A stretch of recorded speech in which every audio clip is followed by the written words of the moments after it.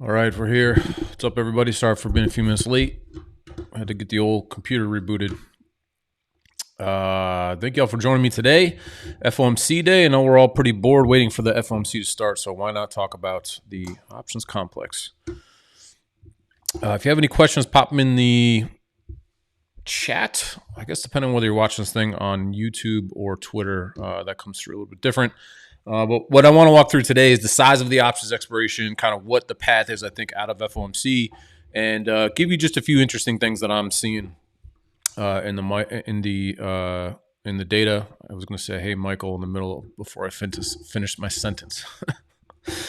All right. Hopefully, this will come up correctly. It did not, of course. All right.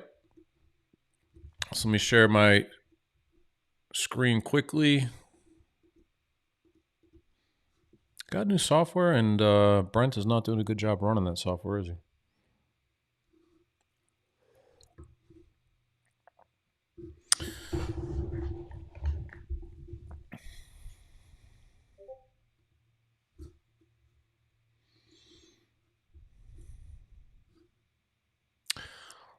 I got a nice new Black Friday screen, and every time I add a screen, I end up with big problems.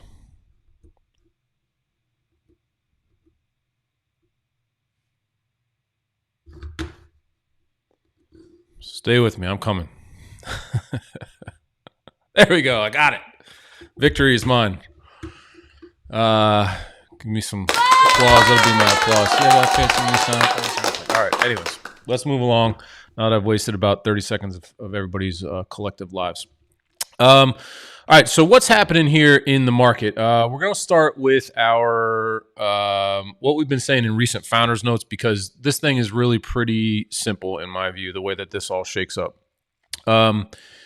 We've been talking about this range of positions for the better part of the last 2 weeks, call it all of December. And there's this big JP Morgan position that's been beat to death, right, that we've talked about to death, to 60.55. And as much as I'm tired of talking about it, at the end of September, it pinned the market right after FOMC. We pinned to 57.50, and we did not release from that level whatsoever until the end of September. And then suddenly we're free to move about, right? So I know that everyone kind of wants to roll their eyes at the position and think, okay, this thing doesn't really matter. But this is, we had FOMC right mid-September at the end of OPEX. And as you can see here, 57.50, we pinned. And then as soon as that position expired, the JP Morgan call that was at 57.50, we jumped, right? And so when we move into the end of this year, if Powell's kind of a non-event, if he doesn't spark any, real wild movement,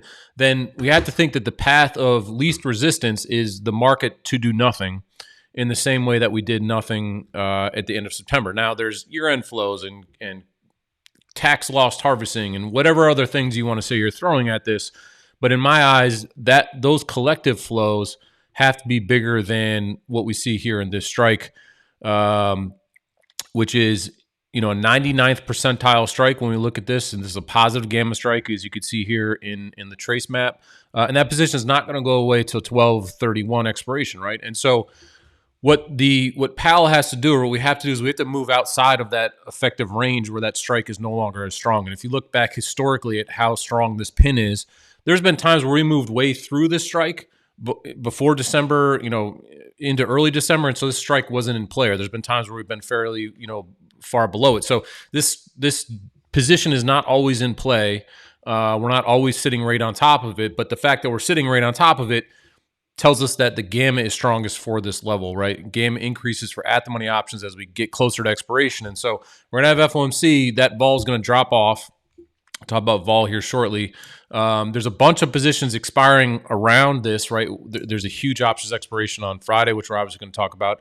But then we're just left with this one big position. And so the question is what other sort of exogenous non-options flows are around the market in the end of the year? Are they big enough, at least in the S&P, to push us away?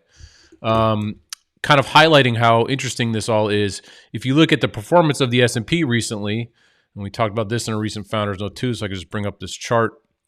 We all know the rub here, right? the kind of rolling joke is that this is a horrible options market, and Kramer saying, we're so oversold, and I was joking about Drudge Report having this, worried face because the market's oversold. Well, look at the Qs. The Qs are ripping into December. The S&P is essentially flat, and then you have equal weighted S&P value stocks, IWM Dow, whatever, has been just getting sold hard.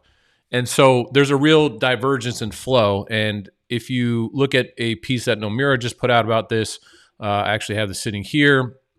What you see is that this is now one of the longest streaks of negative S&P breadth we've ever had, and it is the only such streak where the S&P was positive during this time frame. And so while we would say, hey, look at Avgo, Tesla, Apple, Amazon, et cetera, that is the reason that, the rotation kind of out of NVIDIA, that is the reason for the strong performance. We would add in the fact that there is all of this positive gamma that is supporting the S&P 500, and you don't necessarily have that in some of these other products, right? So I do think that the options market is helping to hold up the S&P 500 here, or at least pin it down, and offering some stability. And obviously that stability is going to kind of shift or move away. So the question here is, you say, well, is this a situation where we're going to have the rest of the market, the stuff that is not these top 7 names or top 5 names, is the rest of the market going to catch up? Or is we going to have a kind of meltdown in the top 7 where they kind of normalize to everything else? My issue with the catch-up is that all of these names, Avgo, Tesla, Amazon, Apple, et cetera, they all have incredibly high skews, call skews. So if you look at like the call skew ranking of, say, Meta, I mean, we all know about Tesla, how bananas that is. We can talk about that here. But this call skew that you're seeing here for 1-month options, for example, this is a 95th percentile call skew, which means that out-of-the-money calls are now richer relative to the at-the-money calls. That now rank is now higher than it's been at any point essentially this whole year. And we can look at that here in our equity hub. So if you scroll over here, you can see this in our rankings, right, where this skew rank is very high. So calls are very rich for these select stocks at this time. They can always get richer, a la Tesla, but generally when you start to see these extreme rankings and all-time highs in these names, you go, okay, well, like, what's the catalyst for this to continue? It all feels to me like quite stretched, and that normalization kind of needs to come down as we run into OPEX. So as we kind of move through a couple of these ideas, this is the OPEX call, and so I just wanted to start off as I flicker through all these charts with putting into context exactly how big this options cycle is, or options position is. We oftentimes believe that the options market is a key turning point for equities, or can be a pivot point in equities. Not every options expiration is significant, but this is set to be the largest options expiration ever. If you look tomorrow and see news in Wall Street Journal or Bloomberg or whatever, they're going to throw a number at you like 7 trillion. And that 7 trillion is kind of I call it open interest notional. And all they're doing is they're taking open interest and then they multiply that by essentially the price of the stock. So you could have out of the money puts that are valued at 100 shares. It's kind of like the way 13Fs do it. I don't like this way of looking at it, but this is the way that the media and Goldman has sort of set as the standard. So when you take that number, it is the largest ever, and you're seeing a number like 7 trillion. That value, though, is really extreme. And the other thing that you'll note here is that this top left box, or this left side, is just the S&P 500 index complex. So if you put this together with spiders, S&P and spiders, you get a massive, that's more than half of the positions set to expire. And you can also see this infers that calls and puts are roughly equally balanced. Same thing with ETFs, single stocks, and then the rest of the indices, NASDAQ and Russell, you can see they're relatively smaller. We like to measure this in terms of deltas. So if you look at what the actual values of the options that are set to expire, obviously after this huge market rally, calls have gained tremendously in terms of value versus puts. And so you can measure this a little more effectively with delta. So when we look at this from a delta perspective, we still see the largest options expiration ever at 1.9 trillion. That's worth of deltas. And you can see the extreme weightings of calls versus puts. And you can see that the single stock complex is actually bigger than ETFs and indices when you measure it this way, because you have things like Apple, Tesla. NVIDIA has actually caught a small bid now over the last few days here that wasn't participating. NVIDIA being maybe the largest single stock still.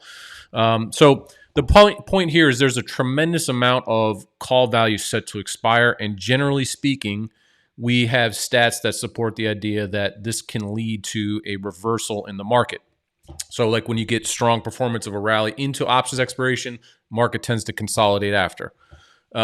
This statistical view comes up against whatever Powell's going to say today, end of year flows, which, there's that chart going around from Goldman that shows that bullish end of year flows. And then of course you got the pin, right? So we're already pinned. So there's a lot of, 60-55 JP Morgan pin. So there's a lot of exogenous effects here, I guess I would say, outside of just the pure 12/20 expiration. But I think that when you look at the bullishness in the stock up, vol up scenario we've had in a lot of these names, the removal of these big call positions for 12/20 expiration, to me says that we're due for things cooling off a little bit.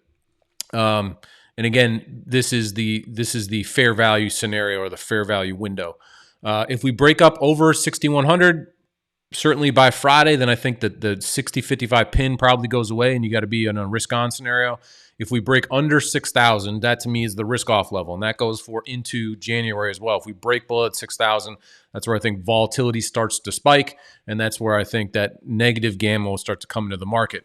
And the interesting thing about that December expiration or this end of year period is it gives way into what is actually a very large January expiration. So here we can see the size of call deltas for single stocks expiring. It's about 10-to-1 call values to puts. But this is the January expiration. And many of you may remember from at the end of 2021 into 2022, we had a tremendously sharp sell-off that ended right at Jan OPEX, which also times with Jan FOMC. This year, it's a very similar setup. We did have a similar setup last year, and I remember Imran and I were talking about this, and I thought it could invoke a little bit of weakness in the market. It did not.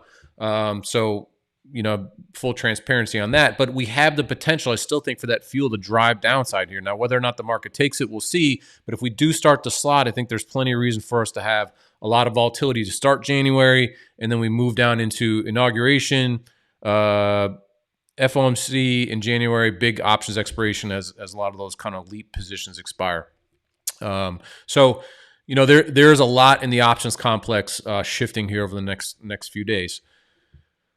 All of that goes against another major backdrop here, and that is that of volatility. The VIX is a little bit perky today, and those of you who caught our note this morning, we said you got to watch out for VIX expiration today, and why is that? Well, if you look at what happened to the SPX this morning, or at least the futures market, we took a puke right before, and this can often happen. You see these weird market moves right here, right? So here the S&P futures tank, there's your VIX expiration, and then bam, we rip right back up. So, if you didn't know that VIX expiration was this morning, you're probably sitting here going, what the heck? And it turns out that that it is just that options effect in the market. So that's a critical thing to understand. Just another highlight of why the options market matters, and it can really help you as a trader to navigate this, right? Even if you don't know the dip is coming there, once you see the dip and you go, oh, OPEX today, this always happens right at 9:30, then you're much more comfortable actually buying that dip. So at any rate, slightly off topic here, but let's talk about realized volatility first. Realized volatility is, and we can see this on our live dashboard here, realized volatility, if I just look at 1 month, it's at lows. As you can see here, we are printing a meager 6% realized vol. And if you look at historically, this goes all the way back to 2017, we don't get much lower than this, right?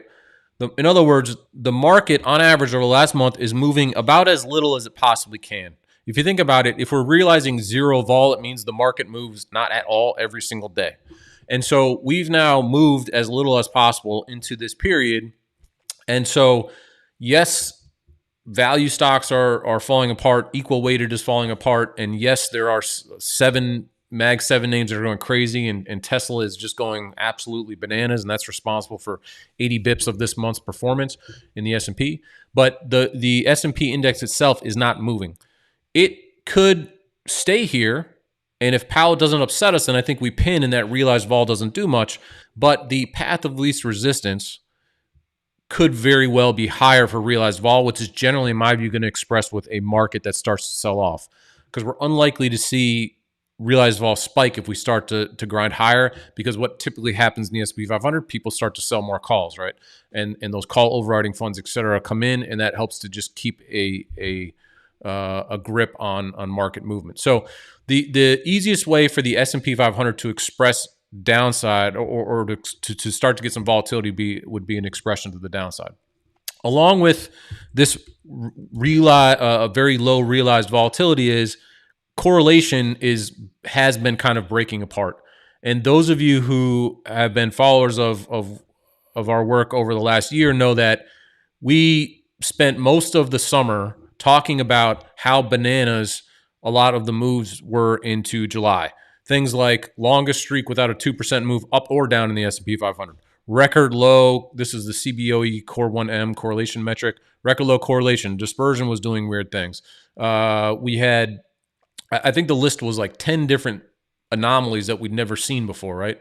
And so now when you look at this, you see correlation is back to these similar lows, right? Not as extreme as what we had, but when I really zoom out on this, you can see what I'm talking about here, right? I mean, we are at really low levels of correlation. And what this is telling us is that not all components of the market of the S&P 500 are moving in unison.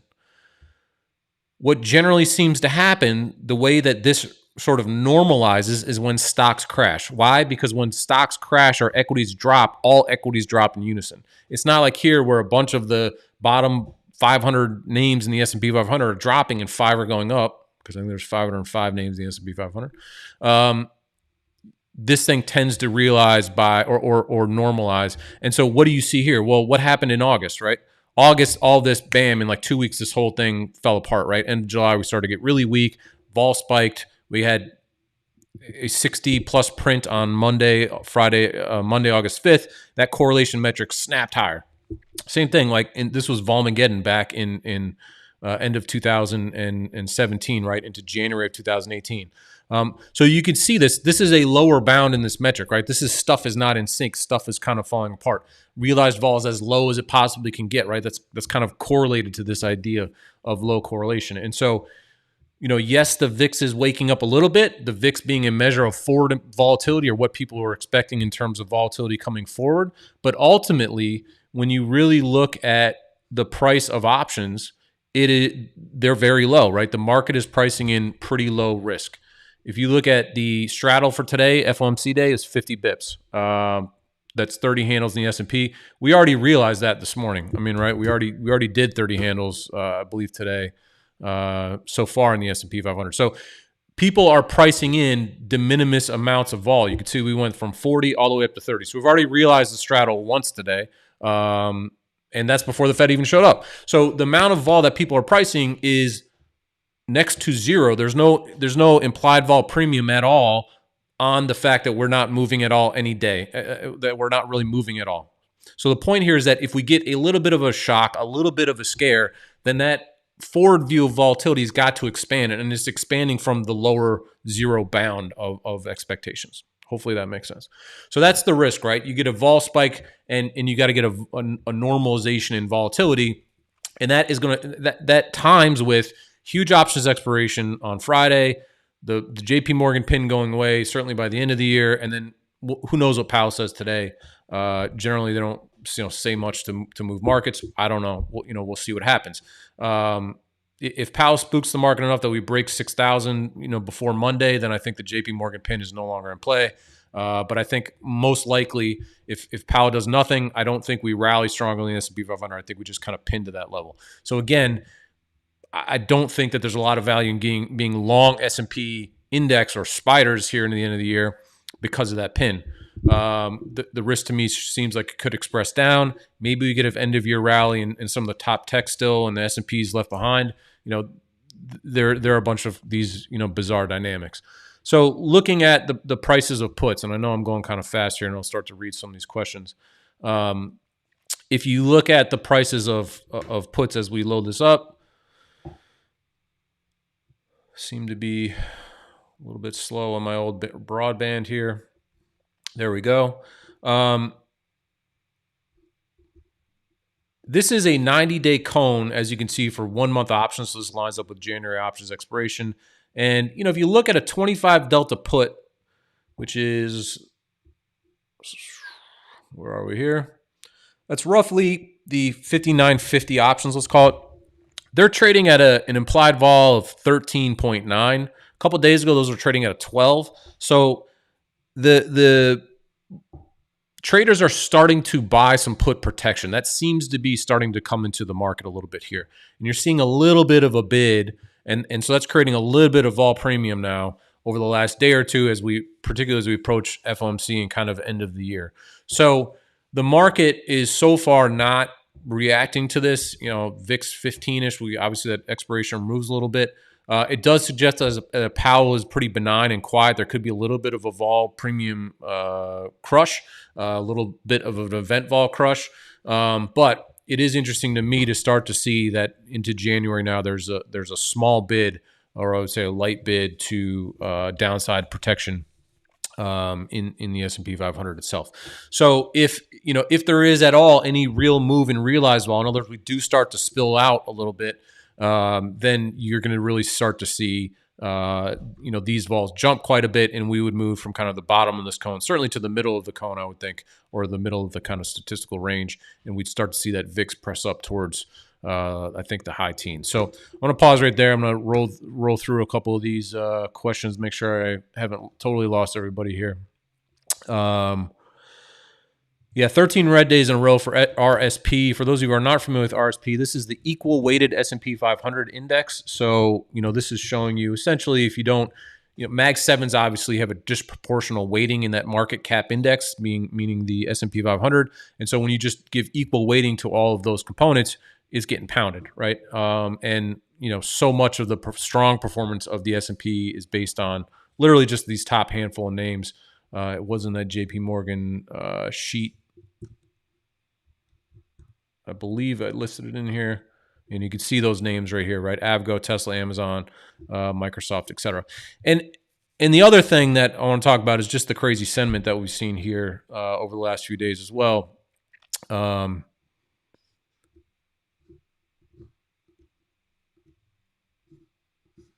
So let me roll through a little bit here.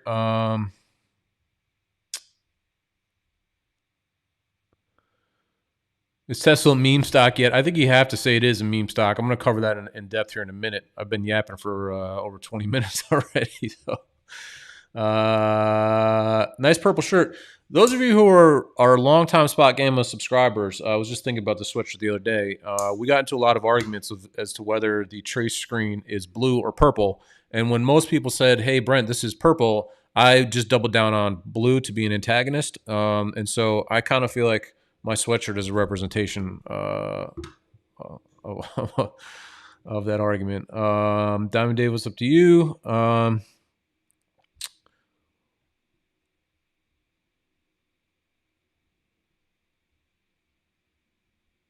Sorry, I keep going through here. Don't think I have lost everybody yet, which is great, which is good stuff.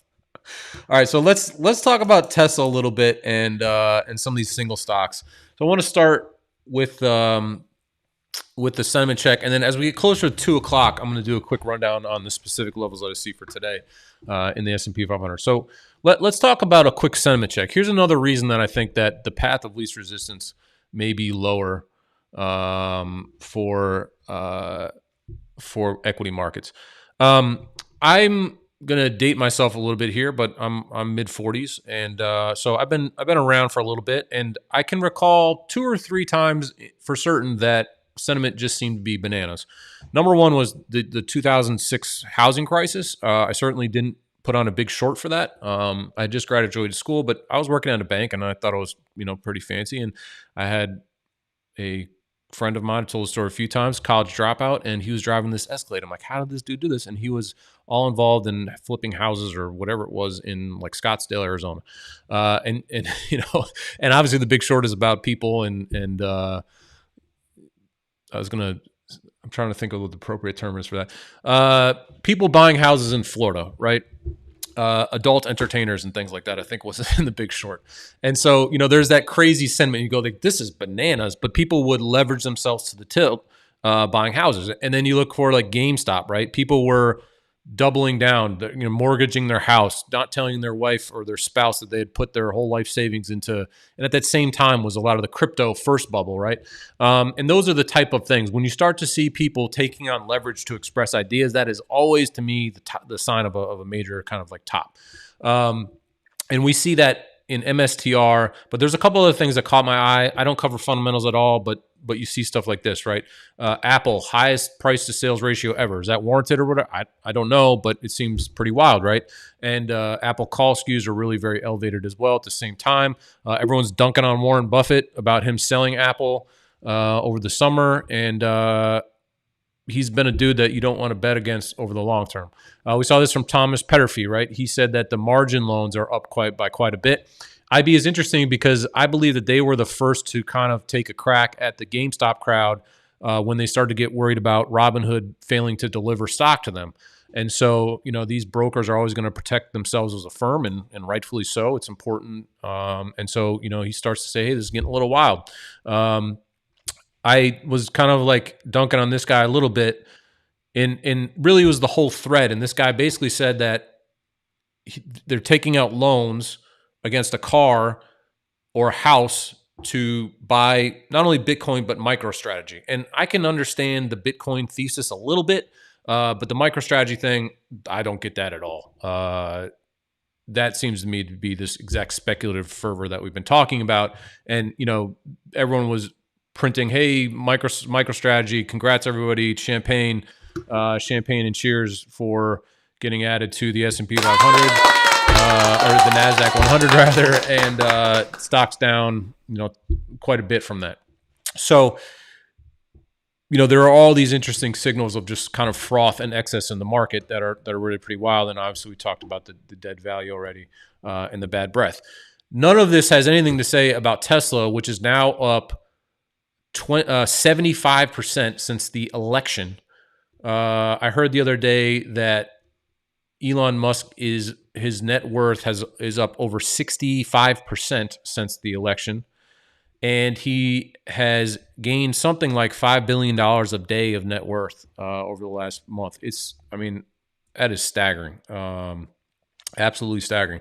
And I think that, of course, Tesla you would think would be the prime benefactor. In fact, we wrote an article on November 7th saying, hey, this could go to ludicrous mode.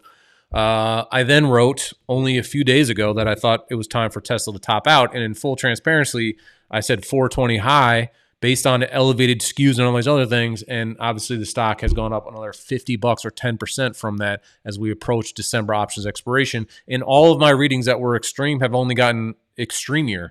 And so, we are seeing now very concentrated. So what this is showing you is the hero signal for today. Today is all 0DTE, meaning it's all 12/20 expiration flow for Tesla. You can see the size of the individual positions taking place here. If we aggregate this, you can see that it's just a staggering amount of dollar value trading in Tesla. Yesterday, there was a $500 million trade, single trade in Tesla. The values swinging around here are really pretty wild. And so, the thing here is that when you look at the vols in Tesla, they've now gone bananas. So we now have a 90% IV rank, a 90+% skew rank. It's very, very unusual to have a 90% IV rank because his stock is going up. Usually you see that when there's an earnings or a crash happening, right? So it's very unusual to have stock up, vol up, where you're generating that kind of an implied vol rank. There's obviously GameStop comes to mind, MicroStrategy earlier this year, but generally speaking, this stuff is not normal. And so, this is just driving forward. Is options expiration a time for a lot of positions to be removed in Tesla and for possibly some reversals here? I believe so. I'm obviously, certainly after making what was a great call in November election, obviously I'm wearing this a little bit, my latest view here. So 30% of the gamma is going to expire now at 12/20. There's a huge expiration for 1/17. the thing that is tricky for me at this point is you're saying, well, great, let's keep buying calls in Tesla. And the call prices are getting just so crazy that it's hard for those, in my view, to monetize. And if the stock just stops going up, if it just pauses, those call values get crushed. And this is where the Vanna flow comes in and you start to push the stock down. So, at what point does it reverse? I feel strongly that it's really overstretched and kind of overdue, and there's lots of these positions, et cetera, coming in here. So, the timing seems to make sense. We're going to hit these holidays where it can stop going up a little bit, but again, crazier has only gotten even crazier, and so this thing, which has been a real prime driver, adding 80 bips of the S&P performance here, it gives you the feeling that if Tesla stops going up, does that really start to weigh down on the rest of the S&P 500 and the rest of the NASDAQ? It's something that I think is that is a strong possibility, right? So I'm really watching for that and watching for that reversal, because if that reversal starts to get hold, it's a reflexive feedback loop that starts to work itself to the downside. Now, again, stock's up 10% over the last week, so I say this after having gotten kind of stung on an incorrect call here last week.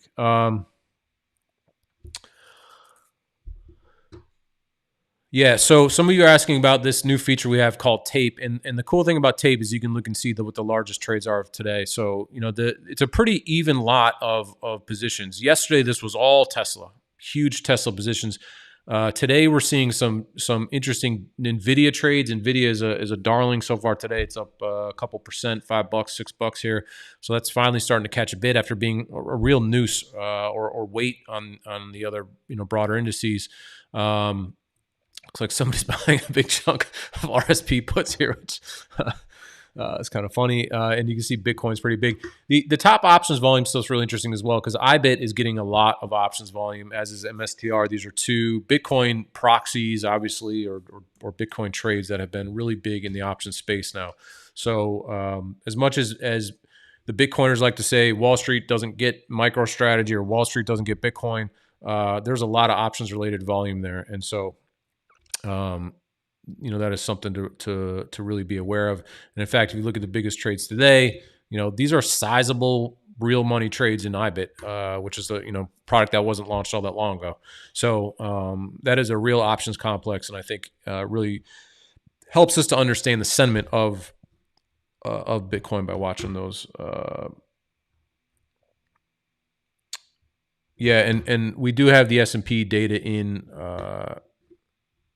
in the Tape system as well, so you can check out the biggest trades in the S&P 500. The reason we decided not to show clicked on the wrong box. The reason we don't show SPX in the top trades box up here is simply because it would be literally the top trades would almost all be individual SPX trades. These are individual trades, and so that's why we suppress it from that view. But yeah, you can check out the SPX here if you like.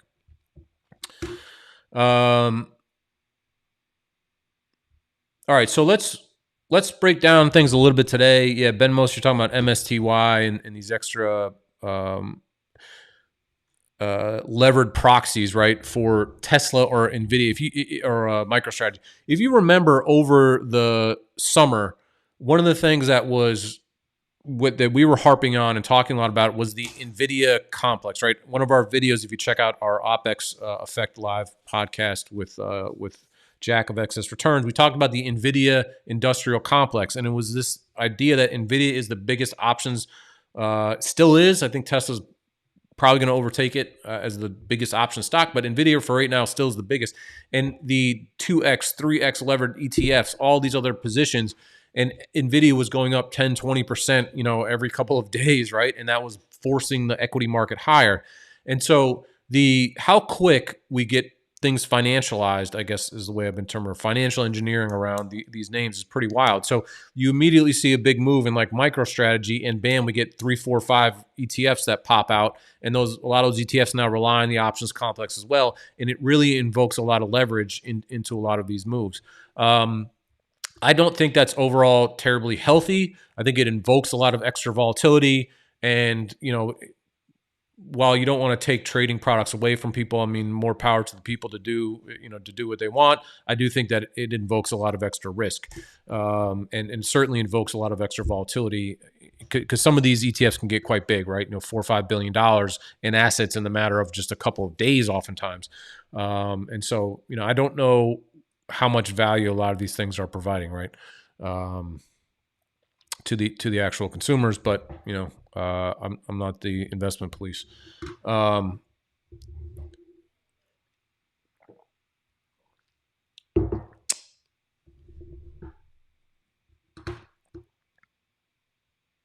Yeah. So is Tesla downside risk after OPEX? Is there downside? I think there's general market downside, and the takeaway from this is that the other thing that I think is a risk for equities, and the reason I don't think equities are really going to go higher, is because of the excessive sentiment that we have in Tesla, MicroStrategy, crypto, quantum computing. Now suddenly, that is the future of everything. I think it was over this summer, right? We had, I forget the name of those chips.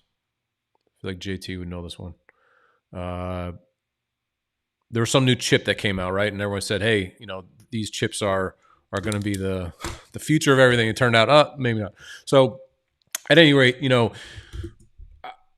how much also crazier does this get?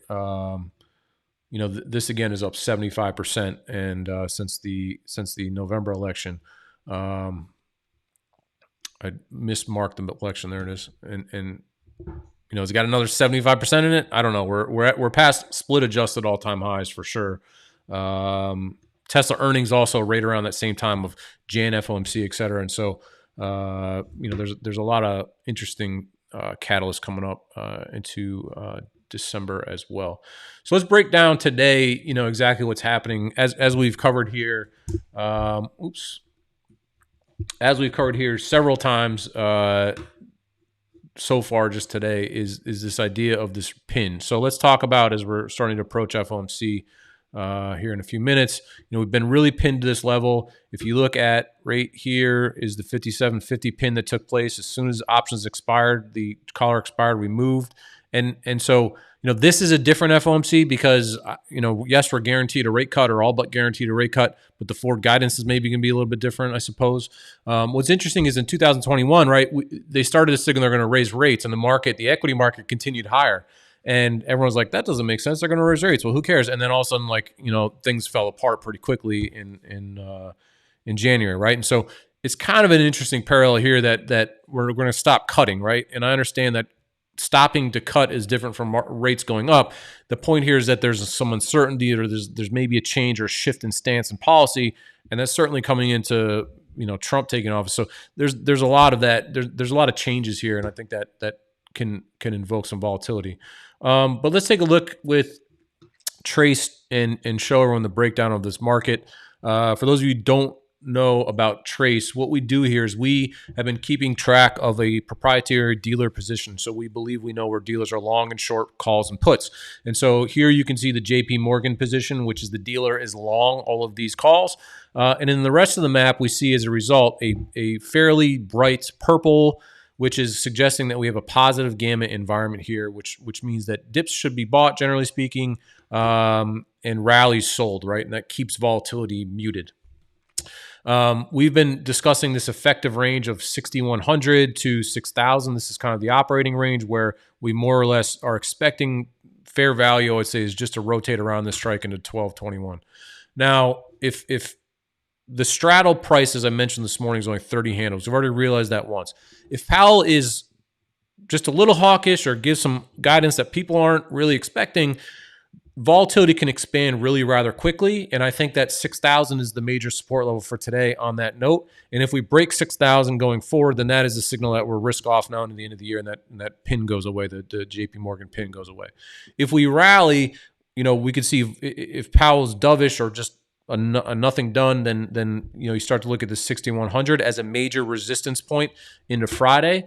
And the reason that we highlight that is because there's a ton of positions at 6,100 in the SPX, but also a ton of positions at 610 in spiders.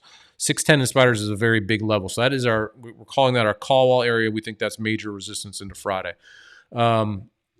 And then I think we could actually move down after Friday and just kind of repin, right? That would be my kind of path of least resistance. If we look at just the 0DTE positions and what the market is expecting, when I click 0DTE, you can see there are some reasonable positive gamma strikes at 60.55 and 60.50. But below that, you can see that for the most part, we're in a flat 0DT position to some negative, so people are long some puts here. So this supports the idea that if we do break 60.50, then I think 6,000 comes into play pretty quickly. And to the upside, it's layered in with some relatively light positive gamma positions. And again, if the market rallies, I think we'd see call sellers into that rally, into that 6,100 level. And so I think that's very well capped out. Also, that 60, if you add the 30 bip straddle from this morning, is roughly that ceiling, right? So the risk here is really to the downside, where I think a little bit of that downside movement could really unwind a lot of flows and bring kind of a volatility spike. So, this map overall, if we zoom way out, is not going to change much in this general area of the JP Morgan position until we get arguably down below 6,000. And then I think you would see puts come in. You start to see a little bit of deterioration in the positive gamma position. And so, the market, even though that volatility pricing is low, there is some potential for, I would say decent 1% move today. Higher or lower. I would expect us to stop going down to 6,000 for today, and then we would have to see what happens next. And just to reiterate how big the positions are at 6,000 and 6,100, this model here doesn't net any positions out, right? We just look at raw open interest, and I think raw open interest, and then we turn that raw open interest into gamma. So you can see there's that huge 6,100 position right there, and then as I was mentioning with spiders, don't sleep on the size of spider positions. You can see that right here. There's $500 million of absolute or total gamma, so non-netted positions sitting there at the 610 strike as well. So this is that kind of 6110 area of the S&P 500 that I think is critical to watch. And if you kind of just balance calls versus puts, you can see here that under 6,000, right, we shift from net call positions on an absolute basis to net put positions. So those of you who are familiar with our kind of volatility trigger level, it really is 6,000. If we break that level, I think that is the risk off signal. So if you don't want to take any of my, or if you want to take the sum of all of my analysis here, and you say, okay, great, remain bullish as long as we're above 6,000. But if we get below 6,000, we're going to flip to bearish. And the reason is volatility expansion. It's a signal that a lot of these overstretched names may start coming in, right? There's all those kinds of reasons. And if Powell's nothing done and we stick around, hold above 6,000, certainly if you hold above 6,025 into tomorrow, then I think we're just on for the 60.50 to 6,100 pin for Friday. And then 60.55, we're likely to pin, I think, into 12.31 in the S&P. And so if you want to play a bullish idea into the end of the year, then if we hold that 6,000 level in the S&P, it suggests that risk remains on. And then I'm going to want to go and look at names that have, Mag 7 names, right? The stuff that has been winning so far, this year. Why not hold those for the final end of year rally? Because if you do look, and I think I have the chart from Goldman here that shows the seasonality. I do right here. This is from 1928 to now, so we're coming out of this period of historical consolidation into a strong end of year period. The JP Morgan position at best has been a factor for the last 4 years, so that's 100 years of data, and it would be interesting to see. When I looked with 4 data points, it's hard to really get a great statistical handle on the likelihood of pinning. But when you have that much gamma and you know that position sitting there, then I don't know how much value that previous 80 those previous 80 years haven't had to contend, right, or 100 years haven't had to contend with that sizable position. Let's see. I think that about wraps it up for me. We'll scroll through here and take some questions. I hope that overall this is helpful. If you have any questions about what I talked about today, anything that I said that you want me to repeat, or have questions about, please let me know. Jonathan Bauma, good to see you. If SPX remains trading above the collar, then JP Morgan stands to lose a fair amount of money. 100%. The JP Morgan collar, from what I could tell, has been worthless to JP Morgan itself, the fund. There's been 2 times where the put has actually been tested, but the market stopped within 5 points, 5 to 10 points of the put position. I think it was in 2022. It happened twice. So the put hedge didn't pay off at all. And there's been numerous times that the market has moved well through the call side of the equation, which is a tax. So the collar's done literally nothing. If I think that collars are useful, but when you can dynamically shift them. Now, the problem for the JP Morgan fund is that it underperforms because of the fact that the market has traded through the collar several times. It underperforms the S&P. And, when it's trading 45,000 lots of call positions or put positions, it can't just kind of like roll into and roll out of these positions, right? So, it's not it doesn't make sense much to me as a fund. People love the dividends, and there's $30-40 billion of assets pouring into that. You also see people piling into zero DTE yield funds and all this other stuff. So I don't know if that's marketing, or I don't know exactly what that is. Maybe there's some aspect that I don't understand. But from a total return basis, most of this overriding stuff, the systematic overriding, doesn't make a lot of sense. I think if you're smaller and leaner and have smaller positions, you can, again, more dynamically shift into and out of positions and have success call overriding and adding some yield, quote unquote, to your portfolio. And if you're wrong, you sell a call and the market goes through, well, it's easier for you to roll up and out, right? The tasty trade way. But you ain't doing that if you got 45,000 lot of S&P positions on there. This is recorded on YouTube. You can go check that out. Eric says they do this to cook their Sharpe ratio. You could be right.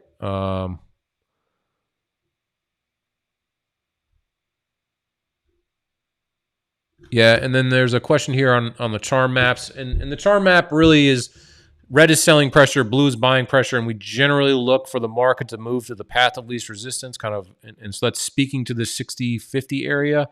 There's a big zero DT positions on, for that as well. So, but again, when you have the FOMC coming up, the map will change a lot. These positions are relatively small pre-FOMC, which makes a lot of sense.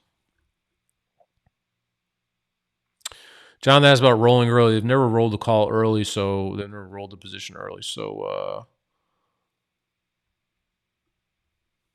I wouldn't expect to see that happen. I see some individual questions on how to use tape for trading. We can definitely do some training sessions on that, or values that I take away. Also, if you're in SpotGamma, if you go to our Discord channel and you go to the Unusual Flows channel, there's a couple of excellent SpotGamma members that they love to trade those flows and are adept at finding big signals. So a lot of it is, hey, you see a whale doing something, and this is what it means. And so, here's the interesting trades, right? So please check out the Discord channel and go to the Unusual Flows, and we can talk there. And I will do that on tomorrow's Q&A. We can do a tape example for sure. So Rogue, I got you there.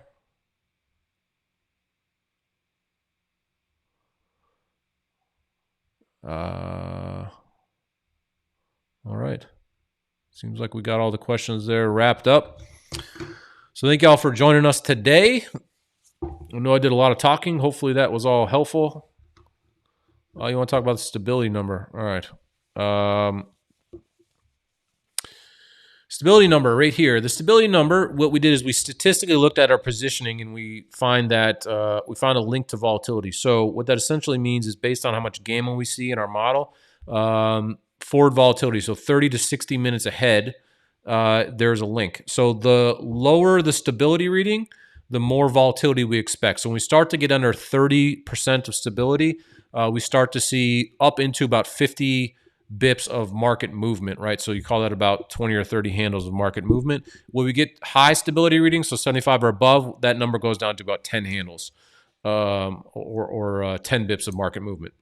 So That is what the stability reading is telling us. So right now we're kind of in the middle of the range here. So there's not a strong signal one way or the other. But when you see that stability number go up, you want to bet on the market doing not much at all, like literally 10 bips of movement. And then when we see it go down, then you want to start to bet on some stuff starting to shift. So I would guess that we would see that stability number drop before FOMC, which signals that a move is gonna come up. But it's always interesting to look at that stability number. If you're seeing like 30%, that's a signal that the market could be getting ready for a move. Now, we called it stability, not volatility, because people generally associate high volatility with the market going down, but volatility works both ways, right? So stability is pinning versus allowing us to move, quite a bit, and that's and that's really what the difference is there. I